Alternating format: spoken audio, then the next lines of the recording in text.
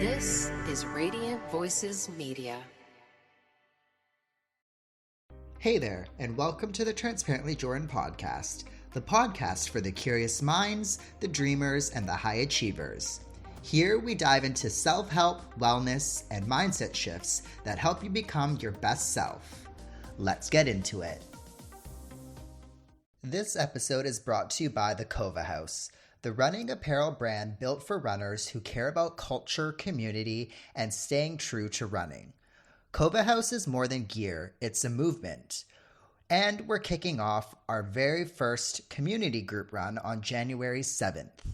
If you want to be part of this running crew that values connection, culture, and showing up, RSVP now and join the Kova House community here in Adelaide. Stay true, stay moving with the Kova House. Hey there, and welcome to another episode. Today, we're diving into a story that's raw, honest, and deeply human.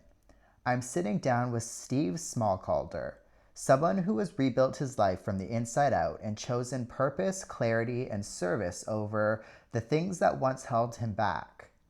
In this conversation, we explore what motivates him, what gets him up each day, and why he shows up for others the way that he does. Steve opens up about his relationship with alcohol, what led him to walk away from drinking, and how sobriety reshaped his identity, his mindset, and his entire direction in life. This conversation is about resilience, self-awareness, and rewriting your story. So let's get into it. Perfect. Well, thank you for coming on the podcast. Means a lot, especially taking the time out of your afternoon, really. But Steve, if I had an autobiography of you right in front of me, if the listener had it in front of them as well, maybe give the listener a little insight and some show notes on what they would find in that autobiography. Sure. Yeah. Well, you're straight into it, right? Straight into it. How long have you got? Hey, take all the time you want. I mean, that's a decent question. It's from my perspective, that autobiography would probably be cut into three parts. Like the first part would be, I'm proud of where I come from. I just went back to England for a couple of weeks just to check in and hang out with my family. So I'm very proud of where I grew up. So I grew up in the south of England. Mum and dad, sister as well. I loved where I grew up. I think we lived in a fantastic part of England. Lived in the one house, went to the local primary school, local high school. So I found my childhood very grounding. There were a couple of things that took place. Like I had meningitis when I was 10, so I was in a coma for a stretch. So that was a bit rough. Parents got divorced 16 to 18, around that sort of time, but lived in a very loving household, Christian values. We didn't have much money, but we weren't impoverished emotionally nor financially, really, by comparison to a lot of people in the world. So I'm grateful for how I grew up and where I grew up. So that would probably be the first part of it. So that's 18 years. The next 25 years, probably on the surface of it, a successful life, I suppose. Okay. Left home to go to uni, left uni to then go to Sydney. So I moved to Sydney when I was 22. Had a decent career in financial services, lived in Kirribilli, got the ferry across to the city and all this kind of jazz. Like my dad would joke that I peaked too soon on that front. Yeah. Just the commute was just insane. Yeah. Good set of friends that became family because, the distance was quite big. Yeah. But can't really get much bigger, England to Australia. Yeah. Decent career in financial services, got married, two kids, lived in the lower North Shore. So on the surface of it, everything seemed pretty good, but there was an undertone there that led to some less than ideal outcomes. And really, by the age of 38, I lost it all. My life ended up in a bit of a crisis, and it drifted into crisis. So yeah, marriage failed, career was in a bit of a mess. Kids and my wife moved 1,372 kilometers away, and then of course COVID hit, so that made it all a fair bit bigger, worse. The reason one of the contributing factors, despite the subsurface stuff, was that alcohol was a common thread. It was threaded through everything in my life. I never developed skills to handle feelings. Okay. Couldn't identify emotions, let alone know how to handle them. I'd bury myself in drink as a coping mechanism. So that led to significant subpar outcomes. But then the third part of that book would be a significant turnaround, triggered by a letter that my then 8-year-old daughter gave me, which was basically I'm happy to read it to you later if you want me to, which was basically a, Daddy, can you change your ways? And that set me off on a pathway of just, 3 years down the track, I made the decision to stop drinking, and everything in life is better, like exponentially better since making that decision. There isn't one aspect of my life that's worse, despite the fears that we have of making a decision like that around friendship groups and how you spend your time and all that kind of stuff. So I sit here today as a man, 44-year-old fella, feeling very peaceful with things, feel very balanced, very, my marriage, put my marriage back together, and we're now living together as a, husband and wife and 2 kids. It's just been, the last couple of years, 2-3 years has been fantastic. So you mentioned success. What does success mean to you? In part 2, you had in Sydney the job, the uni degree, all of that. What does success mean to you, and how has that shifted over the years? Like now compared to back then. So success for me means that I want to feel proud of myself. If I feel a sense of pride in terms of who I am, what I'm doing, then for me that feels successful. If I can make my daughter laugh, then I think that's successful. If my wife wants to hang out with me, I feel like that's successful. My mum wants to talk to me. My sister still calls me her best friend. That's highly meaningful and successful for me. The fact that I can go home and spend time with my family, the fact that I've got a really great set of friends, a new set of friends here in Adelaide. I moved here 5 years ago and have a really great set of friends in Adelaide. So these are all the markers for me that make me feel like my life is that word, success. Successful. What early experiences or people in your life kind of shaped the way that you see things now? Like, how has that shifted throughout this autobiography, if we talk about that? So, sorry, say that again, mate. The early. Yeah, so the early experiences or people that you've had in your life, basically, was there anything that shaped kind of the way that your journey went, let's say? I don't know. I don't know if there was. I think that, there were clearly experiences, early experiences around, I idolized my grandfather, right? Both of them on both sides. And on my dad's side of the family, granddad in Bournemouth, he was the military guy. He was the guy who would tell us stories about World War II and how he led his troops through the North African desert. And he would only ever tell us the funny stories about that time, about how he dismissed his troops outside the pub, all that kind of banter. It was only, so we grew up, sitting on the floor listening to these stories, and, I idolized this guy. It was only towards the end of his life where he was, he would sob.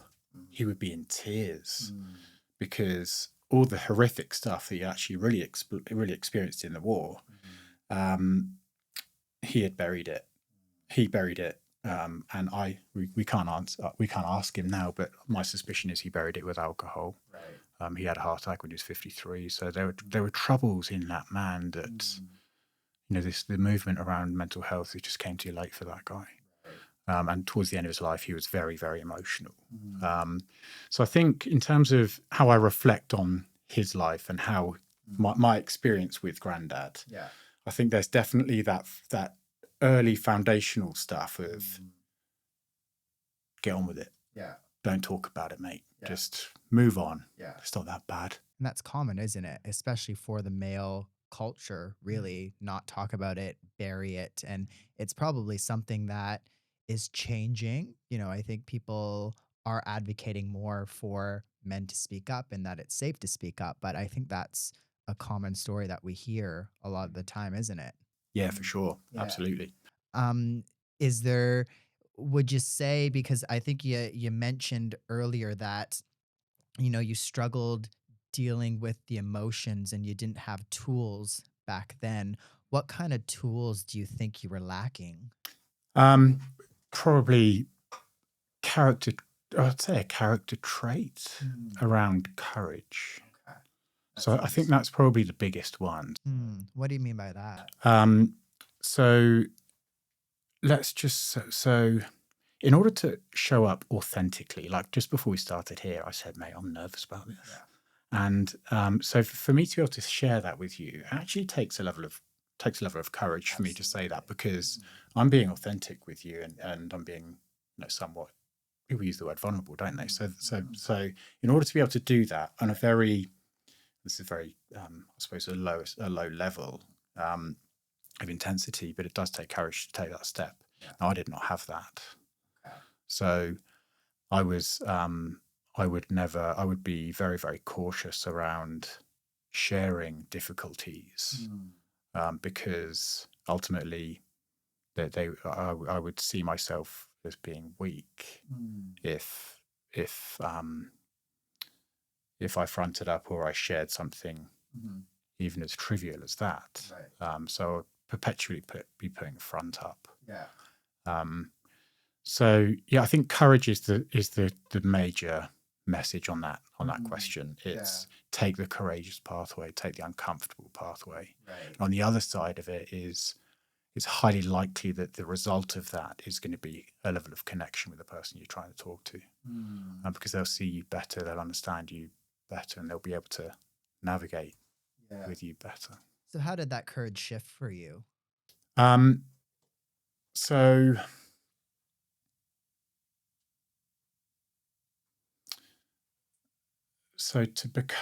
how I became a bit more courageous. I had to look. I suppose I had to look deeply in the mirror and say, "What am I getting wrong? Like, what is the one thing? What is the one thing I'm really getting wrong?" What was that? Alcohol, drinking too much, drinking excessively, hiding behind alcohol, hiding behind I suppose, an outgoing personality to really present this Steve to the world that really wasn't that true, but I could distract them by being upbeat and energetic. But behind the scenes, things were not great. So I think making a decision privately to say, right, alcohol's the one thing I'm getting wrong here. And that prospect was scary because, like I said a minute ago, alcohol was threaded in everything. Friendship groups, how I had fun, in inverted commas. Not so much in work, but you work in financial services in Sydney. You're meeting peer groups in the pub or lunches, and there's alcohol involved. It's so much part of the Australian culture as well, right? So it's like you're saying, you go out social gatherings and it's always there, really. Yeah, socially acceptable way to catch up with people, isn't it? Exactly. So facing that was extremely difficult. I tried a couple of times, I suppose, with professionals along the way, but never really was able to get on top of it. So I think that was so making that decision and then talking to my wife about it. Saying, look, I think I need to throw this thing away. Yeah. And she cried. Yeah. So I was like, okay, well, I'm onto the right thing here. So opening up like that, I think that set the foundations for a bit of a, people who have used the word transformation with me, but I think it seems a bit extreme or egotistical to say that, but I think it has been a transformation and it started there. All right, let's talk about supplements that actually earn a spot in my routine. Not hype, just results. I love the Tropica matcha because I love clean energy without the crash. But also I like how this matcha is smooth, it's not bitter, and I genuinely look forward to having it every day. There's also the pineapple creatine. Creatine isn't just for muscle performance, you guys. There is more research coming out about how it supports mental clarity, mood, etc., etc. If you train, think, move, breathe, you should be taking creatine, in my opinion. At nighttime, I also love their beauty custard. It legit tastes like dessert and supports recovery while I sleep. It is collagen, so it's great for the skin, the hair, joints, longevity. Both men and women, everybody should be taking collagen. You guys can use my code JordSday10 at checkout to save yourself some money. That's JORDZDAY10 at checkout. JordSday10. Thank you, everybody. Yeah.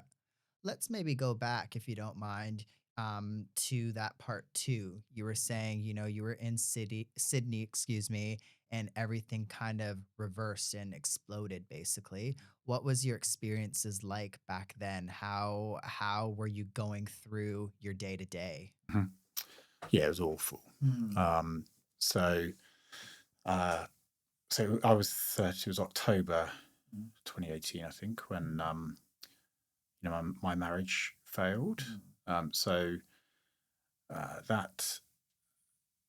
Karen's from Adelaide, so Karen perfectly justifiably moved back to Adelaide with the girls, and so during that next 18 months, just pre-COVID, it was a nightmare. Like, it was just fucking shocking.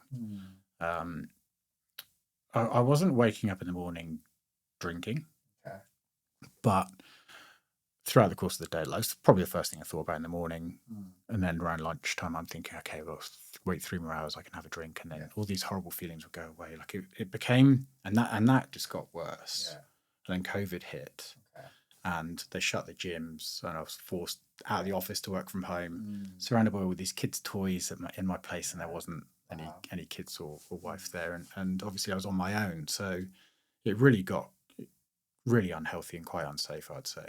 There was a couple of occasions there where it wasn't it wasn't good, but it was kind of because I felt like I had fucked up so badly.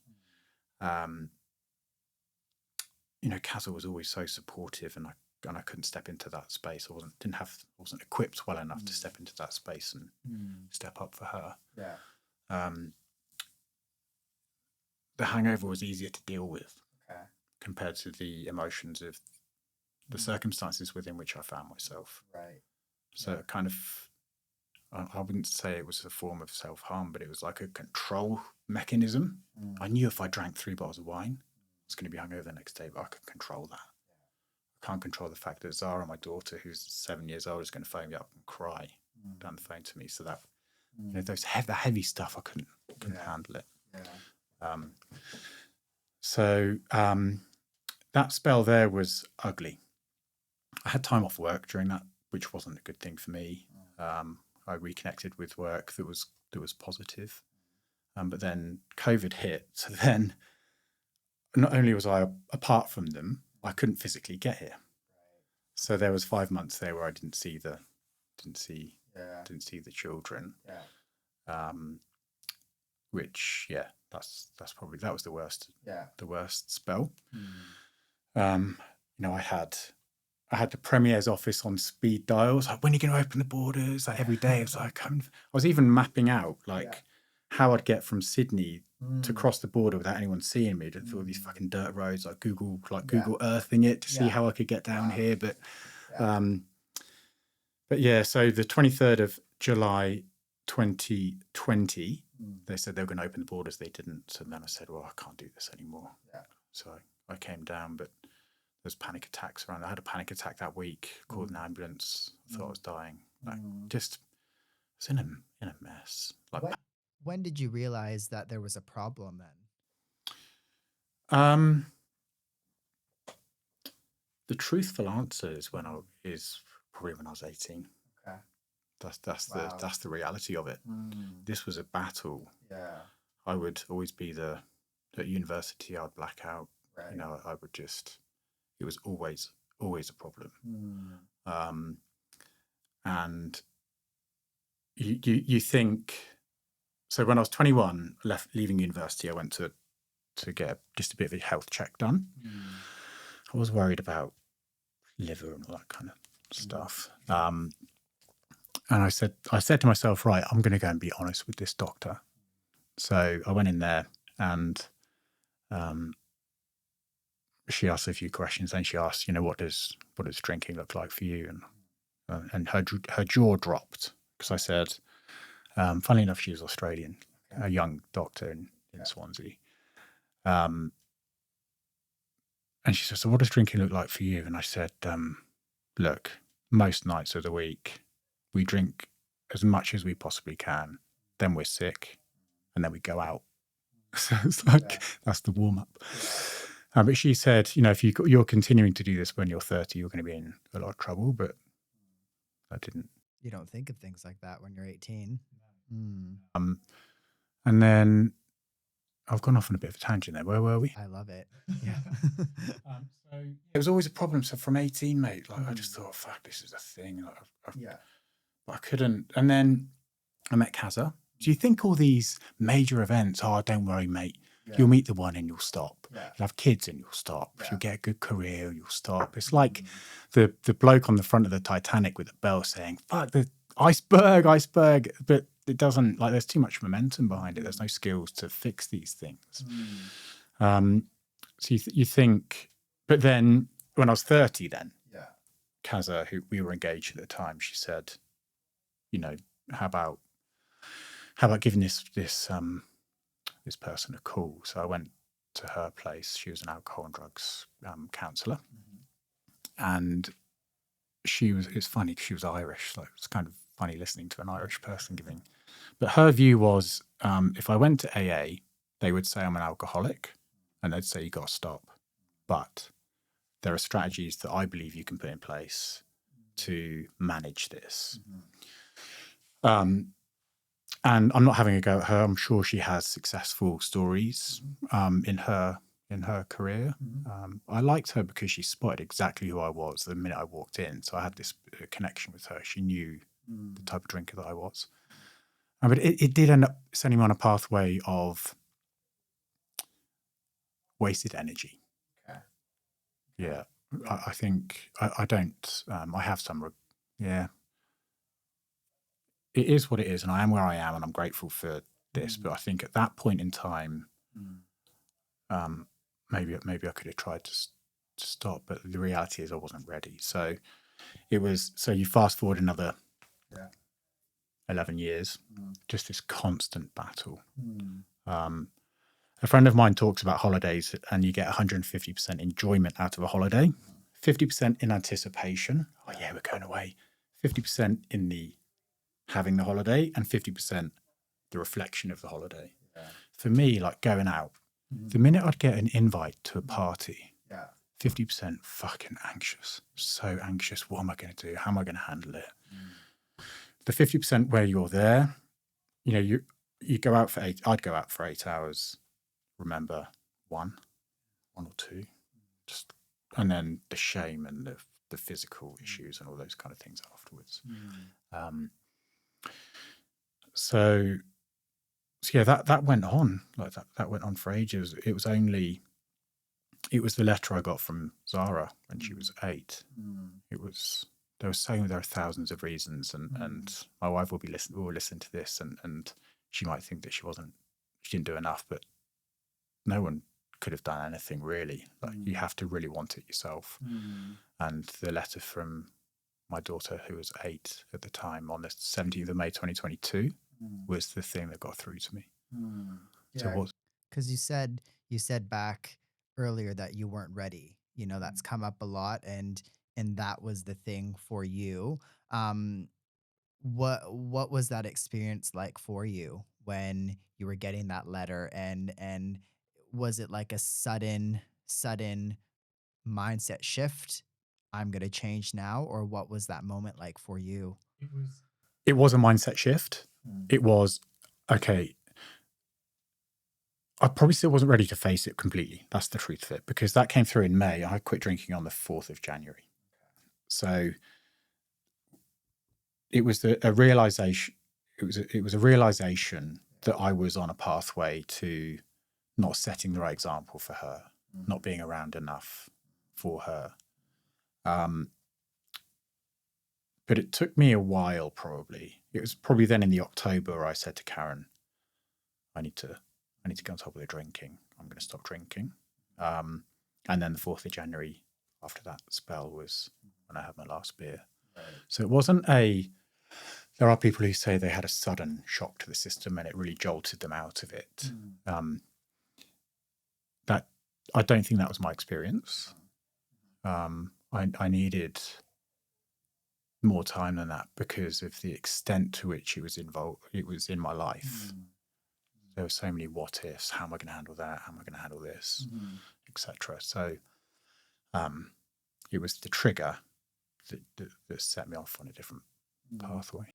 I think you hit a key point there. I think everybody's experience is quite different, isn't it? It's vastly different. Sometimes we go through scenarios that are similar, but I think people's experience within a scenario is quite different, really. So I think that's why I like having people like yourself on the show, and others on the show, because I think chatting through lived experience, people listening, or the person listening right now, might realize that, again, like, there is, let's say, a situation, but I think everybody's experience with that situation is vastly different, basically. um what So you said, it took, what is that, about 6 months? 6 months. um were there any steps that you were kind of preparing for through that time, so that when the day came, you kind of had things planned out? Or what was that like for you, that 6 month period? Yeah, upon reflection, I'm not sure I would encourage people to follow the pathway that I did. Okay. Perhaps you would seek out professional help a bit sooner. Yeah. Okay, so I think that's probably something that I would encourage people to do. But yeah, there was, and I spent a lot of time in the first 12 months of not drinking, like documenting things, writing things down. I found it very, very helpful. And there's probably about 12 or 13 things that I did in the lead up to and after that I found extremely, extremely helpful. And I've shared that with people who've reached out to me about how it might help. But the first thing I think was ignoring the curiosity piece. So the first thing I think I tried to do was find a role model, someone in the public eye who I could think, well, they have the language around this topic that I can't find. So it wasn't like the Steve-O or some of those UK rock star kind of Ozzy Osbourne. It wasn't that kind of Ozzy Osbourne type story. It's more like there was one around Drew Barrymore. There's what's his name, the English actor that Spider-Man. Anyway, Yeah. you know who I'm talking Tom about. Holland. Yeah, that's it. Yeah. So I think there's been some people like that I kind of looked up to. Yeah. So okay, well, they seem to have had a similar experience to me, or the language that they're using to describe their experience with alcohol. I can connect with that. So that was the first thing, to try and find that. Ben Affleck was another one. Yeah. Next thing was around the topic of purpose. Okay. What's going to connect me to something deeper than all of this, that will mean I will stay on course. How do I stay on track? Yeah. And that's where the external factors are close to being a non-event. That intrinsic values driven motivation or concepts, that's where it really, and that I want to be proud of myself. That's where that came from. Right. Third thing was I chose a date in the future. Okay. So I wasn't my process, whatever it wasn't I'm done with it. It's done. It was I'm actually gonna choose a day in the future, and that's when I'm gonna have my last beer. Um, I don't know why I did that, but I think it helped me prepare upon reflection. I don't know why I did it at the time, but upon reflection, it helped me prepare because I knew I was going to have some spare time on my hands. So I felt like I kind of needed to map it out a little bit. And the reality was with Karen as well, with Kaza, at the time we weren't living together, but we used to enjoy sharing a drink. There were spells where I've got no stop button, but there were spells there where Kaz and I would have a drink over dinner and all that kind of stuff. And it was nice. I wanted her to be on this journey with me. So the next thing, I picked the date, which was my birthday, 4th of January. Then told Karen and told two close people. I told my sister and another good mate. Then I started to plan ahead. Okay, what's this going to look like? How am I going to spend my time? What professional help am I going to need? So engaged a psychologist who happened to be a relationship psychologist as well, because we needed that. Needed, it's the right way of saying it. So yeah, there was and then other things after the event, like David Goggins talks about cookies in the jar, doesn't he? Just capture your wins, jot down the little wins that you're having so you don't forget. Set goals. I've took up running. I've run a few marathons since that. So other small little things, just make sure you say yes to a party, still go out, still make sure you connect with your friends and family. The meaningful ones are the ones who stick by you during that spell. You're going to want to hang out with them. If they want to go to the pub, go. There are ways that you can handle that. That's probably a short version of. There's probably about 12 or 13 things that I did. That's the high level answer. All right, I want to talk to you about sunglasses made for runners by runners. That's why I wear Your Run sunglasses. Lightweight, zero bounce, and they stay locked in even when you are sweating through speed sessions, long runs, out in the sun, whatever it might be. They are stylish enough for daily wear, durable enough for race day, and just the perfect combo. Honestly, I love brands that get the sport, get the grind, and support the running community, not just the podium finishers. If you're serious about your run gear and want shades that perform as hard as you, go check out Your Run. Use my code Jordan10 to save some money and get yourself some stylish sunnies that actually perform and look good. Run smart, stay protected, look good doing it with Your Run sunnies. So what motivates you now these days, when it comes to waking up in the morning and just going through life? What would you say is your driving factor? Driving, I've said it a few times, but being proud of myself. I think for me, I want to make sure that everything that I'm doing, the action I'm taking, the commitments I'm making during the day, I'm proud of my contribution to whatever I'm doing, be it at home with my family or at work, or in the run club that you and I both attend. Just show up there and give it a crack, rally around people. So I think that's because that stuff, no one can take that off you. Like no one can take. You can have a nice car or whatever, wherever you think a nice car is, that can be taken away. But that self-respect piece is an important thing. Motivation, I think. That's probably if I try to land on something that motivated me, it's that. And I'm a father to two daughters, so that carries with it quite. It's fun and I love it. It carries a weight of responsibility. I want to make sure I'm setting the right.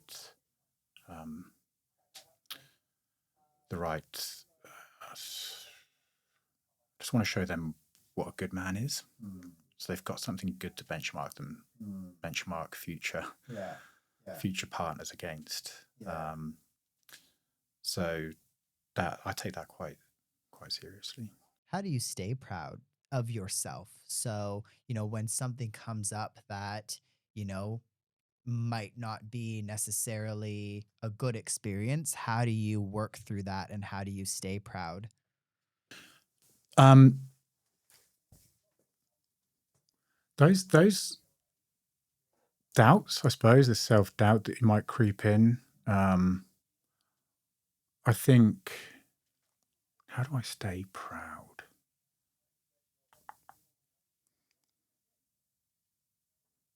Look, those nasty feelings, they pass, mate. They pass. When I first quit drinking, I did not know how. So drinking obviously was the thing that I would turn to push those nasty feelings away.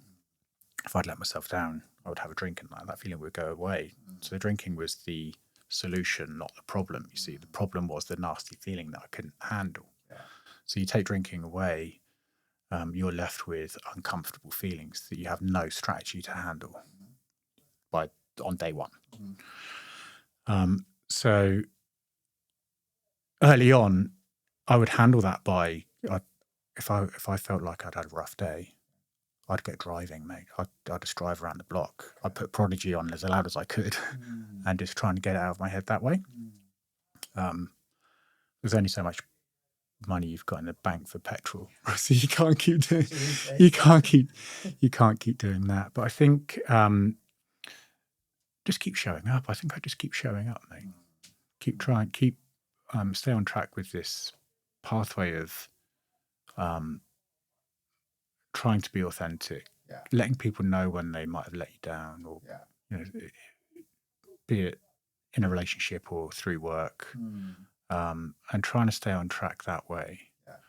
There are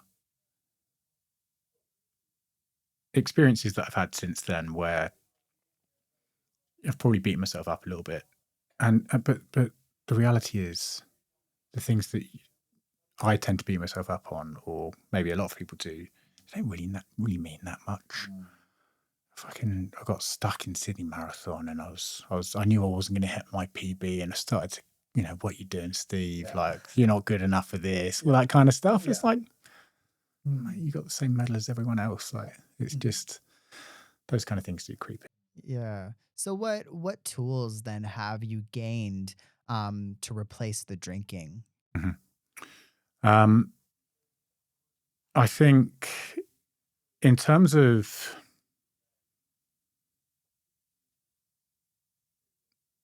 I've probably said it a few times, but it's trying to share exactly how you're feeling in that moment. It's getting home from work and saying, "Kaz, I've not had a particularly good day today." Even with my children, mate. Even with my children, I'd say, "Kids, can you just give me a minute? Because I've not had a good day in work today. I'm feeling a bit."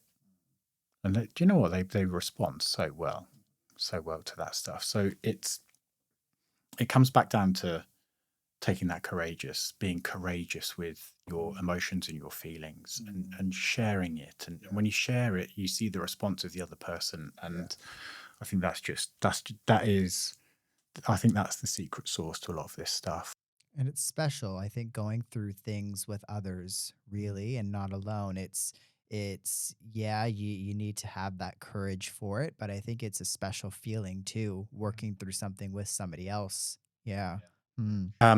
So yeah, I think that's a major part of it. It's trying to understand how you're feeling and express how you're feeling. And the more you practice that, the better. I'm only 3 years into this, right? It's only 3 years, and it was 25 before. So I'm not well averse with this just yet, but I'm on the right pathway. And I think that to complement that, it's setting goals and achieving them, setting hard goals and achieving them forms part of the secret sauce to replacing a crutch like alcohol. Proving to yourself that you can endure kilometer 36 to 38, the hardest part of a marathon, and you come out the other side.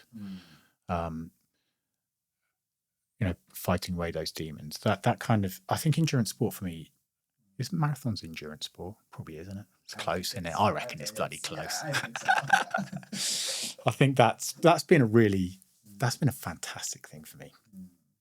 I'm at a stage of life where, married and 2 kids, like the social life is mixing social life with exercise is just a fantastic mix for me.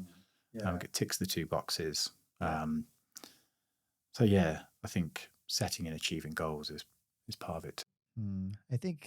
I think yeah, running and endurance sport is special because it's you're part of a community, but I think when you're in something so global and so broad as running, everybody out there has a certain story and a certain experience, right? And I think just being around others and absorbing sometimes energies is quite important. And, whether you are bringing in, let's say you've had a bad day and just being around other groups of people who are all there for a certain goal. You're out there, it's what was it yesterday? 1 kilometer sprints or whatever. Yeah. But regardless of having a bad morning or not, I think you're there, you can leave it behind you, and that's something special, really, being around others and and yeah, just being in part of a community, basically. Um when when you are, I guess, going through, you know, day to day, and I think you've been quite vocal and you have, I guess, spoken a lot about this kind of stuff and shared your story. Um, do you find that that's part of the healing for you, or what is the reasoning for that? Absolutely, it's part of the healing for sure. I find it very therapeutic talking about it. I love talking about it. Yeah. Because the reason why I do this is because if I can share my story and soapbox this, which is quite difficult to do, on occasions it's quite difficult to do, because there's a lot of shame attached to historical patterns and things like that. And I know my mum's going to listen to this as well, and my dad, and like people who are really close to me, and I hurt people along the way. Okay, so that's very, very difficult to deal with, but it's part of what can happen. So if I've hurt my daughter to the extent that she has written a letter to me, and I can find words to describe and vocalize the issues that I had, and it prevents the next person from getting a letter from their daughter when they're 8 years old. I'm getting tingles now, right? So I'm getting for me that's incredibly purposeful and meaningful. So and that sentiment, or that goal, has been validated a few times because I'm not happy.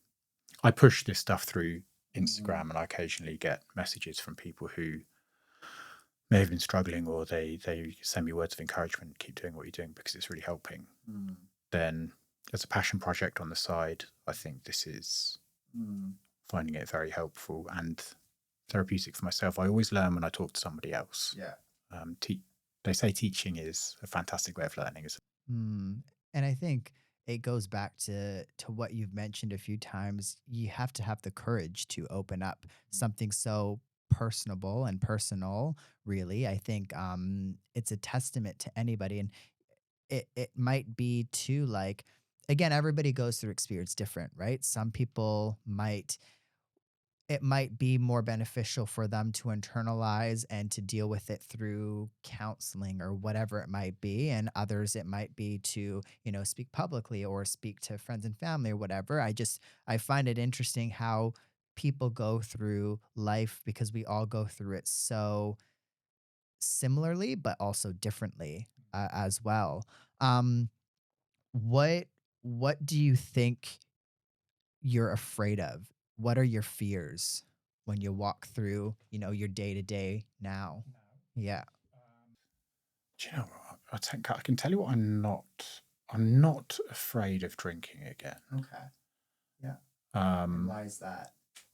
The correlation between me drinking and me letting myself down is 100%. Wow. There is no wiggle room in that thing. So if I want to continue to be continue to grow in a positive way, Yeah. I'm just not going to engage with anything that puts that at risk. There's too much at stake. I've lost it all before, and I am confident I would lose it again because I don't have a stop button. Is that come from you internally, or do you think there's external That's from me. Yeah. That's from me, and I suppose the external world has shown me that Yeah. it's highly likely that could happen. So I suppose I become fearful. Am I going to replace alcohol with something else? So I have hypothesized around that one with like a therapist, because you kind of wonder, have I replaced alcohol with excessive exercise? Or am I heading down an unhealthy pathway somewhere else? So I constantly do check in with myself on that. Am I going overboard here? Or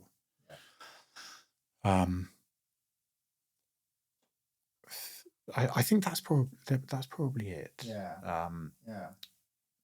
Day-to-day life being fearful. I don't step up into the space. I stagnate. I become happy with the status quo. I've done it now. I'm fine. I don't want to drift into a mediocrity.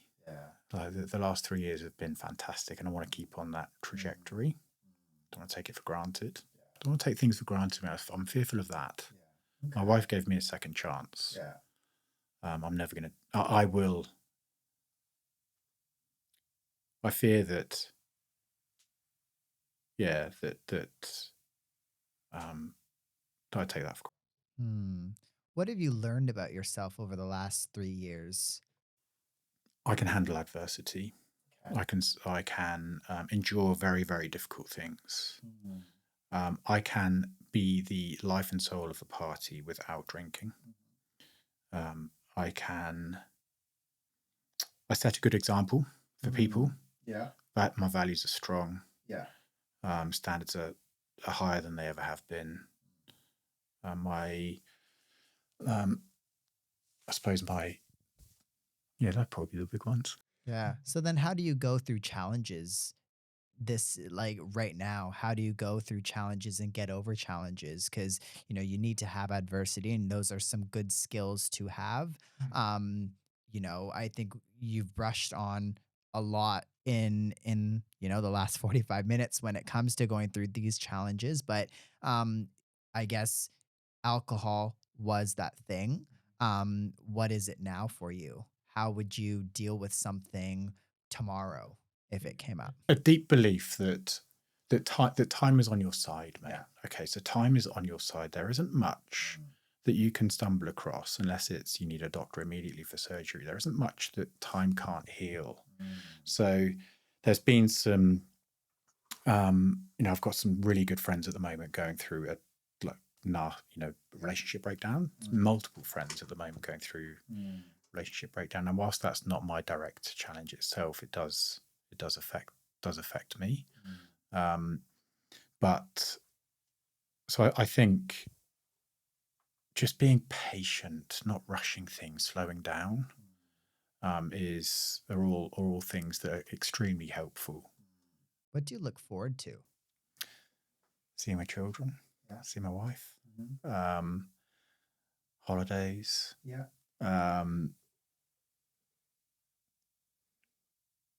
running a sub 3 hour 30 marathon. That box will get ticked soon. I like the challenge. I like setting and achieving goals and challenges. That was a missing component before. What do you think's next for you in terms of growth, in terms of purpose, maybe contributing to, other people's lives? What do you think is next for you?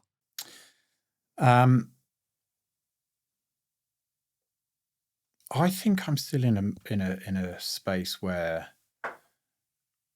I don't want to take too much more on than I currently have, if it's okay to say that. Because, like I said, I think with probably long term in mind. So 25 years of acting in a particular way. I'm only 3 years into this. I'm still finding my feet with it. You can probably tell by I still struggle to find the language around this stuff. I'm still learning about this topic. So to make sure that I'm around for my wife, to make sure that I take the children either to school, pick them up every day. Make sure that that's another thing. I'm fearful of so my work, my career has stepped up a few notches in a very, very positive way, and next year it'll go that way again. Yep. So I'm scared that I'm going to step over that, and that will impede a bit too much on the rhythm and balance that I have in life. So I think the just controlling that a bit, I think is part of what my next 12 months look like. So in terms of goals, I think honestly it's more of the same. To the person listening right now that feels stuck with anything in life, what is something that you would tell that person?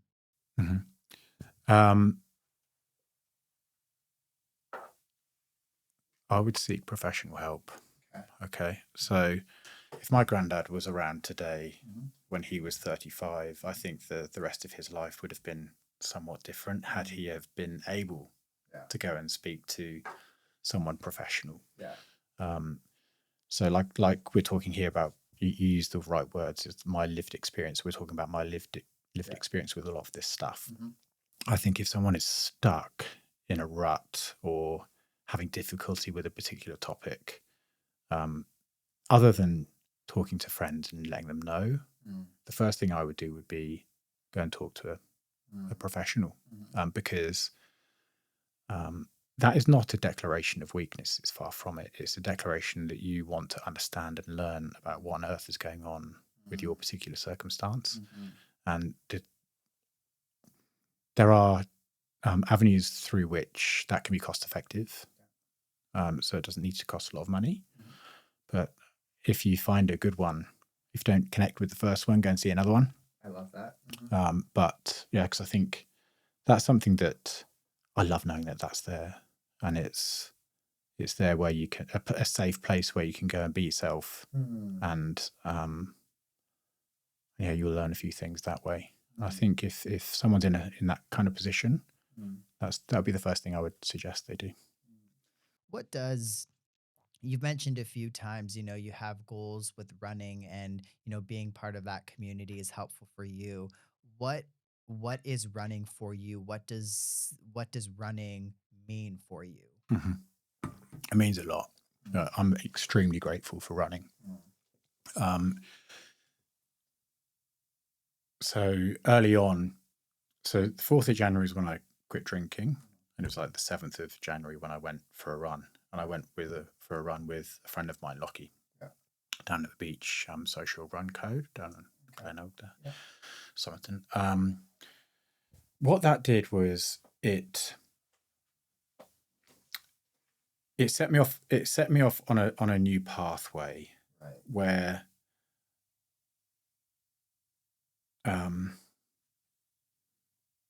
that I suppose the collective, the mixture of socializing and exercising. The first few times I did it, it was like a new window for me. You can actually, like, we're having quite an intense conversation because we're eyeballing each other. But if we wanted to have a less intense conversation, we'd look that way and we'll go for a run. And you can share, and it's just, it was a place where I started to practice talking freely about what might be going on. And I made connections through that with another mate called Dave, who was on the same pathway as me, just a few months behind.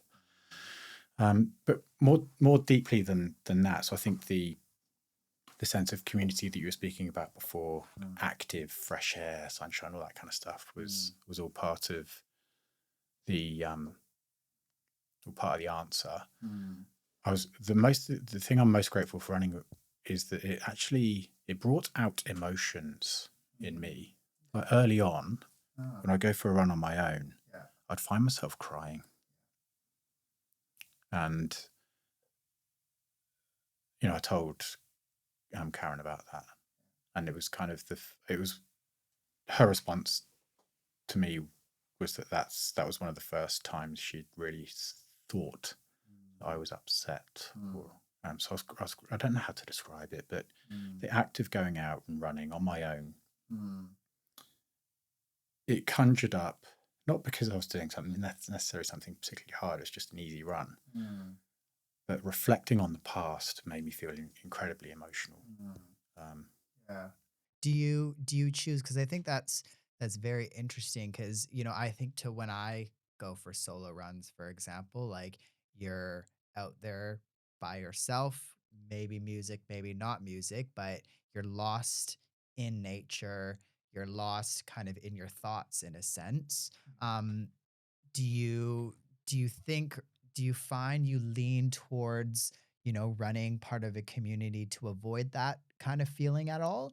Do you catch yourself that way, or do you still choose to go for solo runs on your own?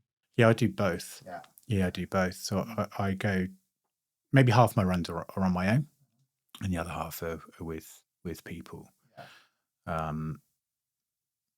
So it still happens quite frequently. I say quite frequently, a few times a month, where you start to connect with actually how you're feeling, because those layers that you have are being stripped off you because you're you're exerting yourself.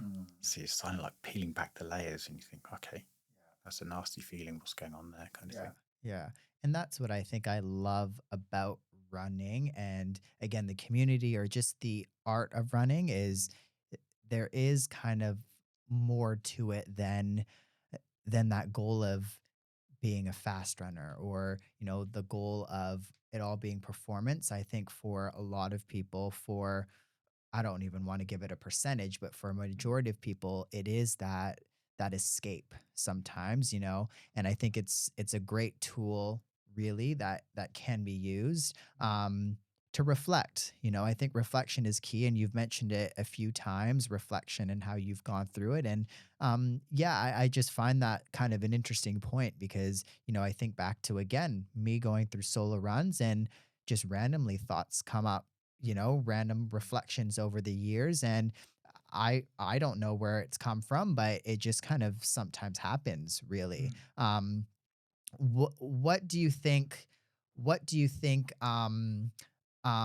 goal setting is for you? So, do you find creating goals to be effective? Are you someone that creates goals, or what is that process like for you? Yeah, I'm a big goal setter. So my career is actually helping people set goals and achieve them. I was working in financial services. That's the core part of our value proposition. And I believe I'm in a better position now, much better position now than I ever have been, to assist people with that kind of topic. So I'm a big believer in goal setting, and the process of the attempt to achieve it. The process is so you can set a goal. You might hit it or miss it, but if you've enjoyed the journey, you've learned a few things along the way, there's always key takeaways that you can pick up on. Then I think that's the beauty in setting goals. It's not the outcome necessarily, but the process, the pursuit of it, is where the beauty really sits. So the reason why I think you said why do I set goals, for lots of different reasons, but I want to set an example for my daughters. I want to see that they, especially at the finish line of a marathon, they see a lot of people at the start line. So they come to the start line. I've done 5. They come to the start and the finish. So they see the excitement, the nerves, the anticipation. Then they see the blood, sweat, and tears, and the struggle, and the real tears after crossing the line. So I think that's a big thing for me, is showing them that. To the person listening right now, what is a key takeaway that you want them to leave with today? The simplest key takeaway is you don't need alcohol in your life to have fun. You can reconnect with the beauty that is life in a much deeper level without it. And the fears that you have in anticipation of making what could be a really large decision are legitimate. They're completely legitimate. But if you can face them, on the other side of it is a world that's just incredible. So yeah, without a snazzy little tagline that I could have prepared for you, I think that's it. And but we can't underplay or downplay how scary that that prospect is for people. I think there is a bit more of a movement now towards living alcohol free. My dad lives in this village in the middle of nowhere, and the alcohol free options in his local little pub are extensive. So it's good to see those. Yeah. Good to see those changes, but that's all external. Internally, people really struggle with the thought of what might happen if I quit drinking. What might happen if I live alcohol free? Am I going to pick up something else? And it's all perfectly legitimate, but there's a pathway there that you can follow that it's just amazing on the other side. And where can people follow you and find you? Sure. So I use Instagram for alcohol free stuff. That's probably the major one. There you go. So that'll be in the show notes for you listening. So you can definitely check that out. But thank you. I think, you've brought up courage. Thank you for having the courage to share this with the listener today. I think again, the reason why I wanted to have you on and why I like to talk about this kind of stuff is because I think chatting about people's lived experience, it can be not I don't think enlightening's the word that I want to use, but it can just provide a bit of an insight to, again, people's experience and how they've gone through something and, maybe spark some motivation in someone's life. So thank you for coming on. Thanks for having me. Thank you for tuning in to this episode. And a massive thank you to Steve for opening up and sharing his lived experience with alcohol. His honesty is a reminder that none of us are alone in what we face and that real help and support are always out there if you need it. Please remember, this episode is Steve's personal story. It is not professional advice, and if you are struggling or someone close to you is, reaching out to a qualified professional or support service can make a real difference. Thanks again for listening. Stay curious and stay growing, and I will see you in the next episode.